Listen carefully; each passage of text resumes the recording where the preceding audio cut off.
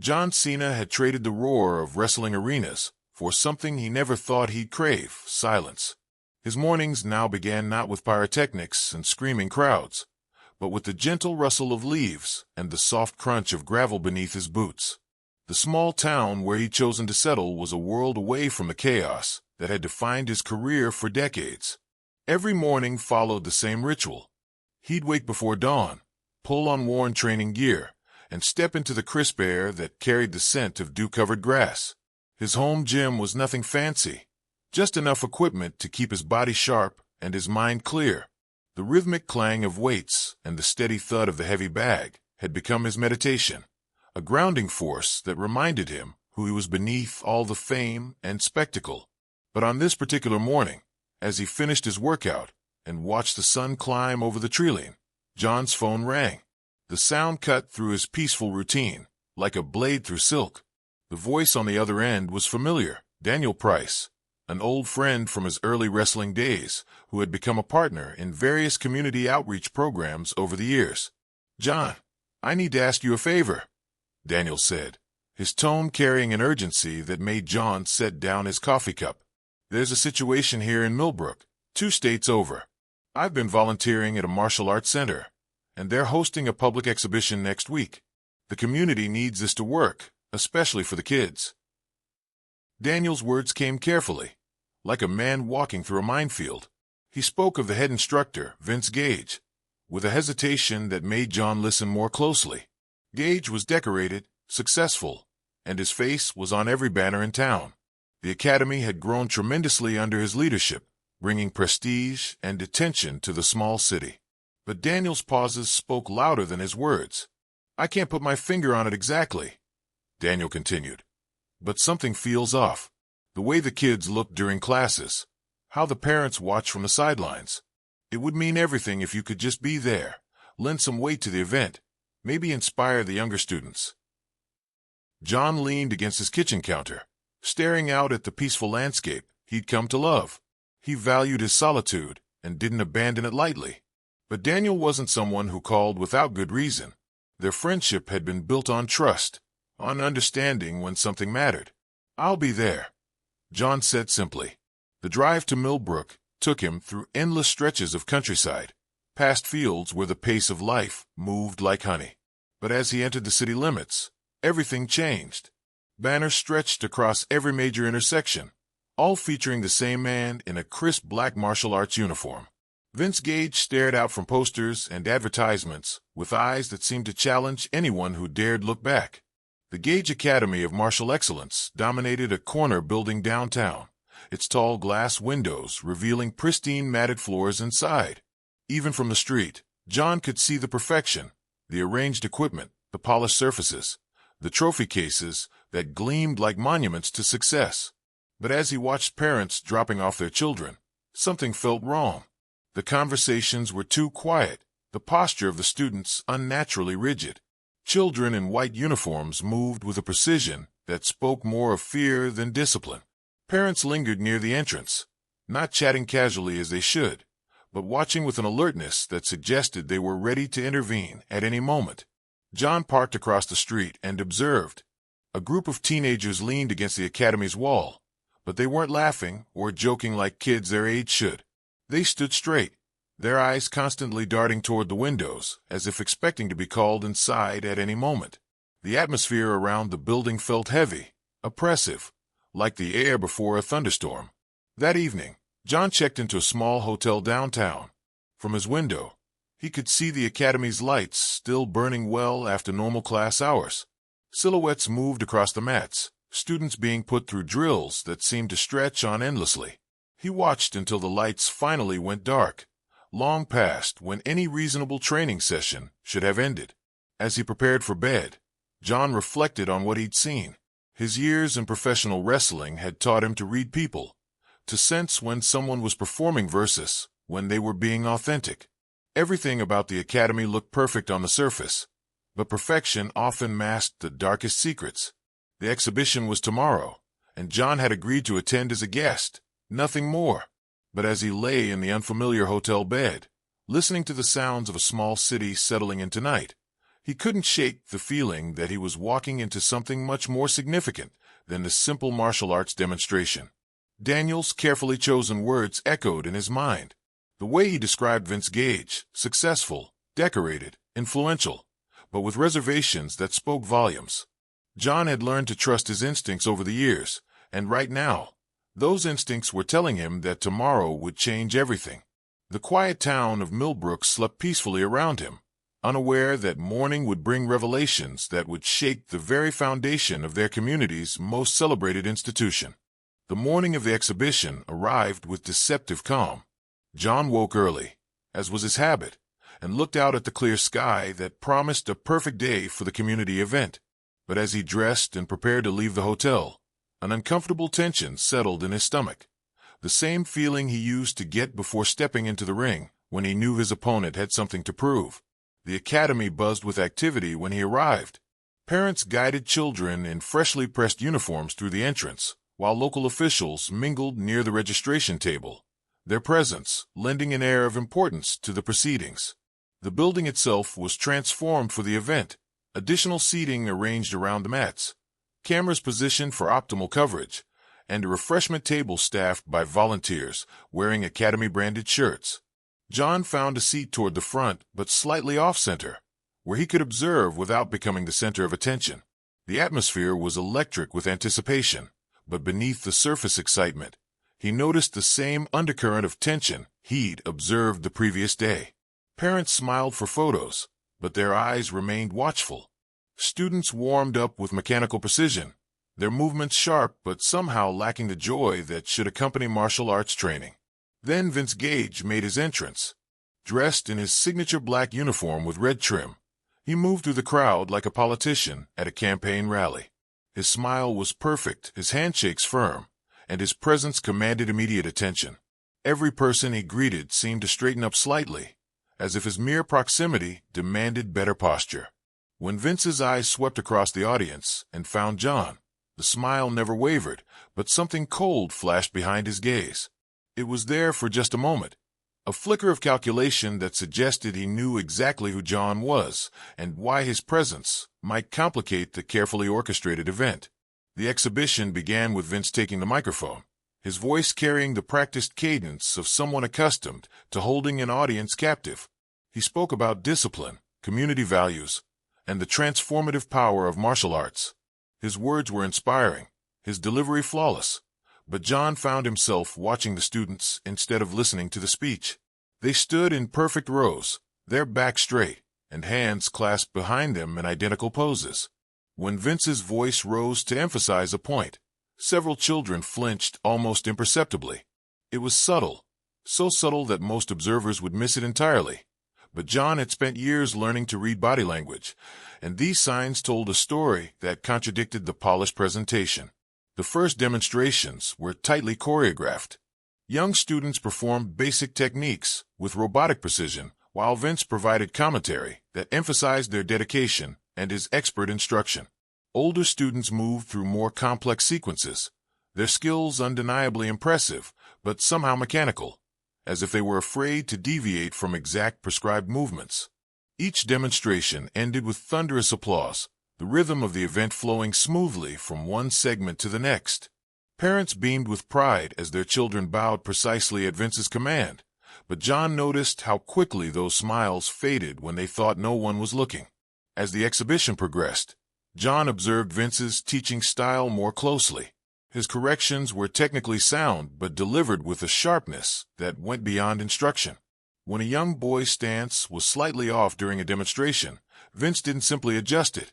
He made an example of it, having the child repeat the technique multiple times while explaining to the audience how attention to detail separated true martial artists from amateurs. The boy's face grew red with exertion and embarrassment, but he continued until Vince was satisfied. The audience applauded what they perceived as dedication, not recognizing the humiliation in the child's eyes. Then came the moment that would change everything. Vince's gaze swept across the crowd once more and settled deliberately on John. The smile that spread across his face held a challenge that only John could fully interpret. "Ladies and gentlemen," Vince announced into the microphone, his voice carrying across the silent room, We have a very special guest with us today. Perhaps Mr. Cena would be willing to join us on the mat for a demonstration."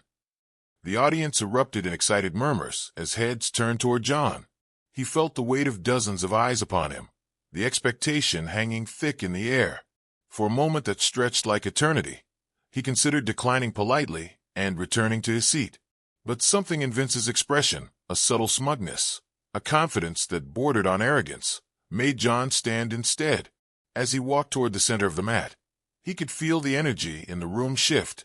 This was no longer just an exhibition. It had become something else entirely. Vince met him with a handshake that was firm to the point of being aggressive, his grip lingering just a moment longer than courtesy required. "We'll demonstrate some basic holds and escapes," he announced to the audience, but his eyes never left John's. "Mr. Cena will react as he sees fit." The words sounded casual to the crowd, but John heard the underlying message clearly. This wasn't going to be a gentle demonstration for community relations. Vince was about to test him, to assert his dominance in front of his students, their parents, and the entire community that had elevated him to near legendary status. As they moved into position for the first technique, John felt the familiar calm that always settled over him before a real contest. The exhibition was about to become something far more significant than anyone in the audience realized. The first technique Vince demonstrated was a simple wrist control, his grip firm but not excessive as he explained the proper angle of leverage to the audience. John responded with a clean counter, flowing out of the hold with the kind of smooth technique that comes from decades of training. The crowd applauded politely, and Vince smiled, but John felt the man's grip linger just a fraction longer than necessary. "Excellent form," Vince commented into his wireless microphone, but there was something in his tone that suggested he was just getting started. "Let's try something slightly more advanced." The next hold was an arm lock, and this time Vince applied noticeably more pressure. It wasn't enough to cause injury, but it was certainly more than needed for a demonstration. John adapted smoothly, using precise footwork to neutralize the leverage and step free. Again, the audience responded with appreciation for the technical display. But John could see the shift in Vince's demeanor. Each technique was becoming a test, each hold slightly more aggressive than a demonstration required. The man was probing, looking for a limit or weakness he could exploit in front of his community. The assistant instructors watched from the sidelines with expressions that revealed their understanding of what was really happening. They'd seen this before, their teacher using demonstrations to establish dominance over anyone who might challenge his authority.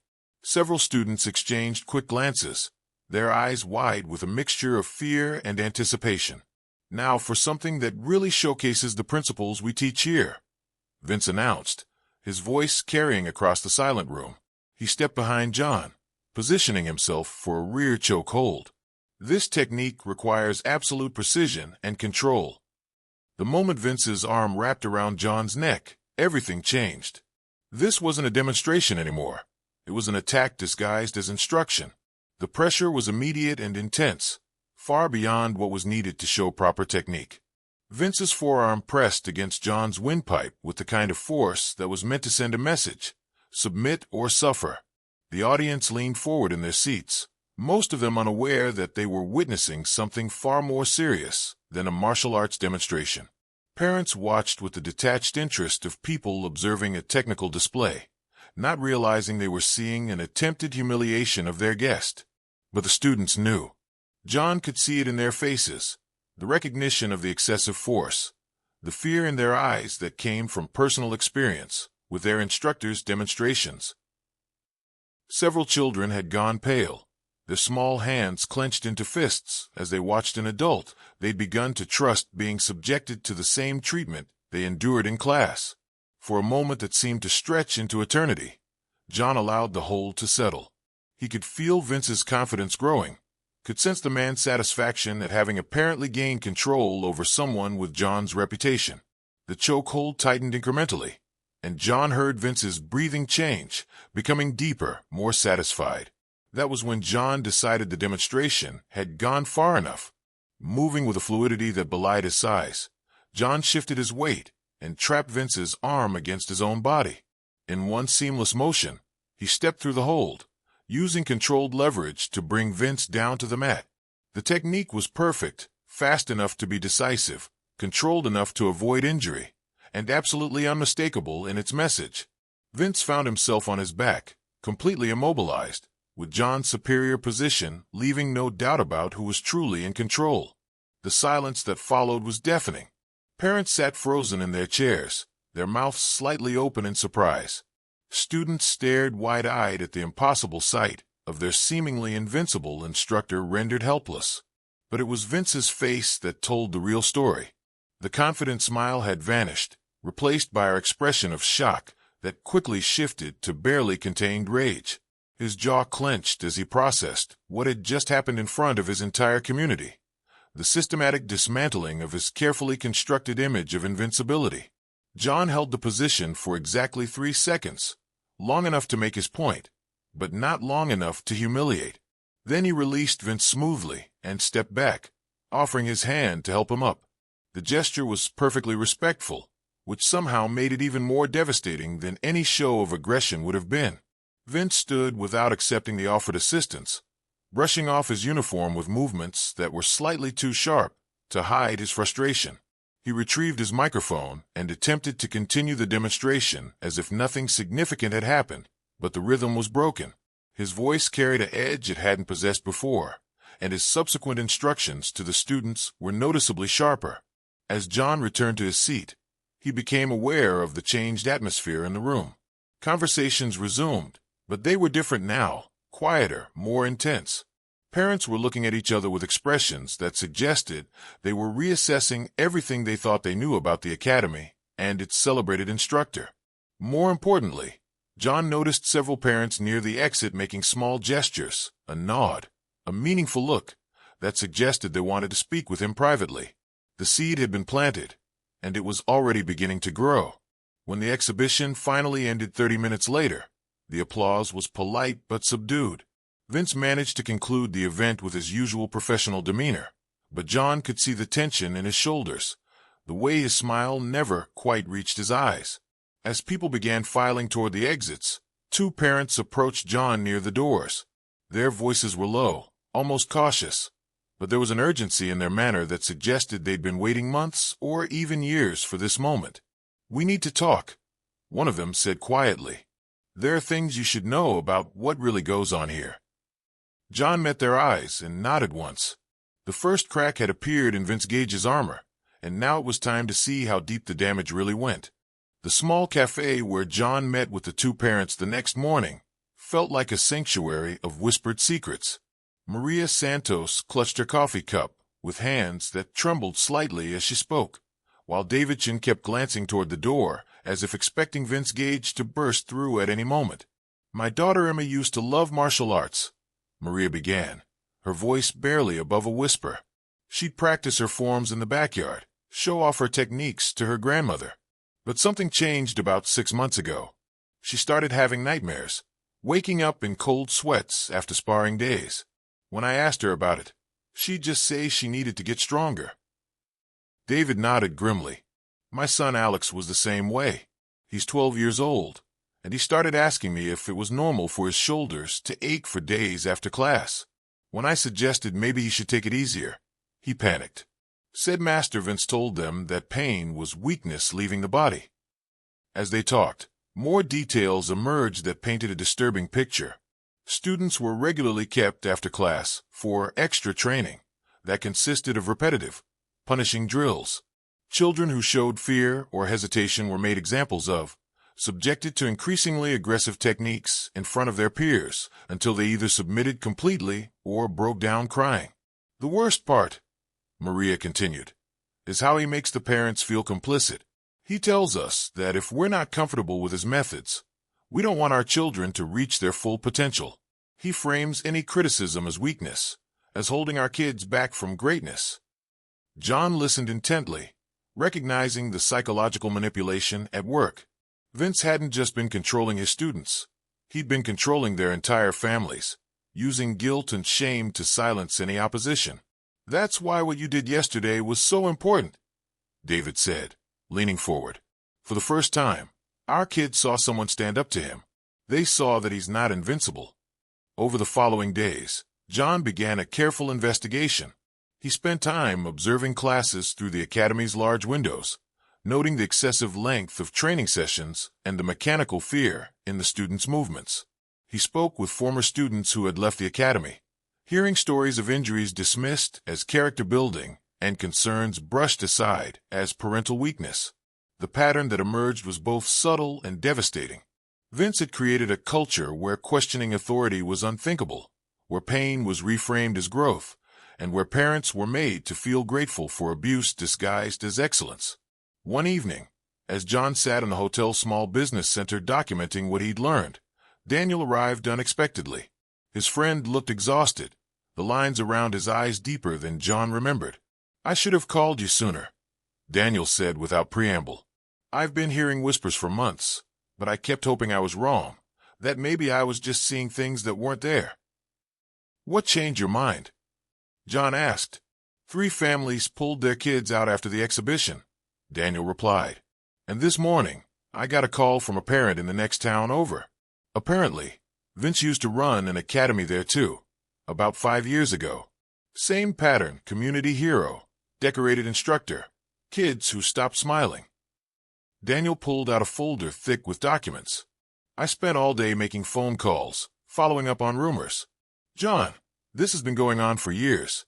Every few years, when the complaints start getting too loud, he just moves to a new town and starts over."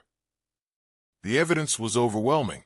Former students from 3 different cities, all telling variations of the same story. Parents who had been silenced by threats to their children's futures in martial arts. Local officials who had been charmed by Vince's community involvement programs while remaining blind to what happened behind closed doors. "There's more," Daniel continued. "I found out he's been recording some of the more intensive training sessions. Claims it's for technique analysis, but some of the footage I've seen." He shook his head. "It's psychological torture disguised as martial arts instruction." That night, John lay awake staring at the ceiling, processing everything he'd learned. This wasn't just about one abusive instructor. It was about a system that had allowed Vince to prey on children and their families across multiple communities for years. The next morning brought an unexpected visitor to John's hotel room. A soft knock at the door revealed a teenage boy with familiar features, David Chen's son, Alex. The 12-year-old looked nervous, but determined. "Mr. Cena," the boy said quietly, "I need to tell you something about Master Vince. Something I've never told anyone." Alex's account was the most damaging yet. He described being held in chokeholds until his vision blurred, being made to spar with much larger students as toughening exercises, and witnessing other children subjected to similar treatment. Most disturbing was his description of Vince's psychological methods, the way he would praise students just enough to keep them hoping for approval, then withdraw that approval at the slightest sign of independence. "He made us feel like we deserved it," Alex said, his voice barely audible. "Like if we were just stronger, just better, he wouldn't have to be so hard on us." As Alex spoke, John felt a cold anger building in his chest. This wasn't martial arts instruction. It was systematic child abuse, carefully disguised and psychologically justified to keep victims and their families trapped in cycles of self-blame. When the boy finished his account, John knelt down to his eye level. "Alex, you're very brave for telling me this. What you've described isn't training. It's wrong, and it's not your fault." The relief that flooded the child's face was heartbreaking. For the first time in months, Alex Chen smiled like the 12-year-old boy he was supposed to be. That afternoon, John called a meeting with all the parents who had approached him. The time for quiet observation had passed. It was time to take action. The town council chamber had never seen a crowd like this. By the time the meeting was called to order, every seat was filled, with dozens more people standing along the walls and spilling out into the hallway. John sat in the front row, a folder of evidence in his lap, surrounded by the parents who had found the courage to speak out. Across the room, Vince Gage sat with his lawyers and several prominent community members who still supported him. He wore a perfectly pressed suit and maintained his confident demeanor, but John could see the tension in his posture. This wasn't a controlled environment anymore. This was a public forum where his carefully constructed image was about to face its greatest test. The council chairwoman called for order as the noise level rose. We're here tonight to address concerns that have been raised regarding the youth programs at the Gage Academy of Martial Excellence. The Academy has been a recipient of municipal funding through our youth outreach initiatives. John's name was called first. He stood and walked to the podium, adjusting the microphone as he looked out at the packed room. He didn't need dramatic gestures or raised voices. The facts would speak for themselves. My name is John Cena, and I've spent the last 2 weeks observing the operations at the Gage Academy, he began, his voice carrying clearly through the silent chamber. What I've witnessed is not martial arts instruction. It's systematic abuse disguised as discipline. He methodically presented his evidence, documented accounts from former students across 3 cities, testimony from current students and their parents, and video footage that showed techniques being applied with excessive force and duration. Each piece of evidence built upon the last, creating an undeniable pattern of behavior that stretched back years. When John finished, the first parent took the podium. Maria Santos' voice shook as she began, but grew stronger as she described her daughter's transformation from an eager student into a frightened child. David Chun followed, detailing the physical and psychological toll the academy had taken on his son. One by one, they came forward. Parents who had been silenced by shame, former students who had carried secrets for years, even some current students who had found the courage to speak out. Each testimony added another piece to the devastating picture of systematic abuse. The most powerful moment came when Alex Chun, the 12-year-old boy who had visited John at his hotel, asked to address the council. His mother tried to dissuade him, but he insisted, walking to the podium with the kind of determination that made the entire room fall silent. Master Vince told us that what happened in the dojo stayed in the dojo, Alex said, his young voice carrying across the packed chamber. He said that talking about training with outsiders showed weakness, but watching Mr. Cena stand up to him made me realize that keeping secrets about being hurt isn't strength, it's just being scared. The boy's words hit the room like a physical blow. Several parents began crying openly, while council members leaned forward in their chairs, their expressions grave. When it was Vince's turn to respond, he rose slowly, his composure intact but his eyes betraying the rage he was struggling to contain. He spoke of tradition, discipline, and the demands of competitive martial arts. He attempted to reframe the testimonies as misunderstandings, the video evidence as moments taken out of context. But his words fell flat against the weight of evidence that had been presented. The polished rhetoric that had once charmed community leaders now sounded hollow and defensive. When he tried to attack John's credibility, suggesting that his presence was nothing more than celebrity interference, several council members visibly recoiled. The turning point came when 16-year-old Sarah Martinez stood from the back of the room without being called. She had been one of Vince's star students, featured prominently in the Academy's promotional materials. Her testimony was devastating precisely because it came from someone who had been held up as a success story. He broke something in me, she said simply, looking directly at Vince. And then he convinced me it was my fault for being too weak to handle his training. I've spent 3 years thinking I wasn't good enough, when the truth is he just enjoyed hurting kids. The silence that followed was complete. Vince's face had gone pale, his carefully maintained composure finally cracking under the weight of testimony from his former prize student. Council Chairwoman Patricia Webb spoke next, her voice carrying the authority of someone who had heard enough.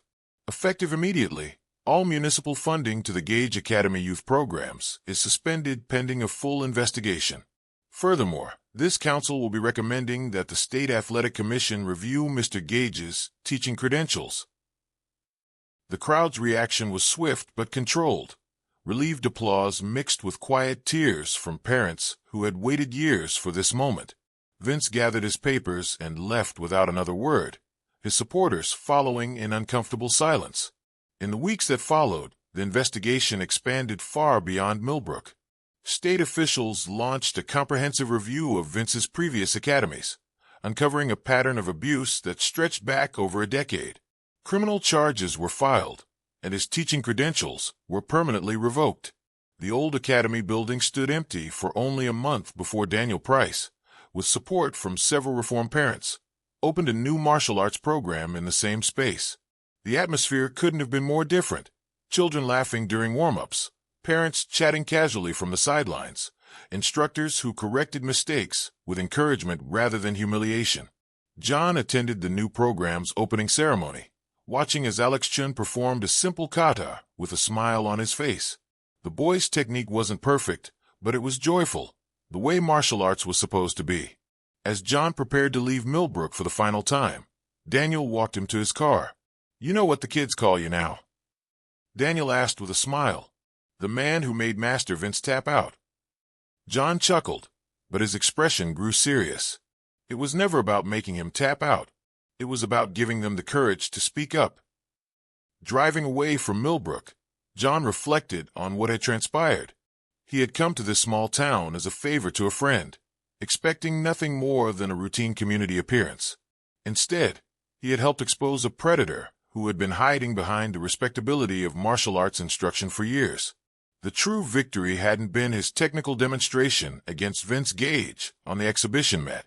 It had been the moment when a 12-year-old boy found the courage to speak his truth, when parents stopped accepting abuse disguised as excellence, and when a community chose to protect its children over protecting its reputation.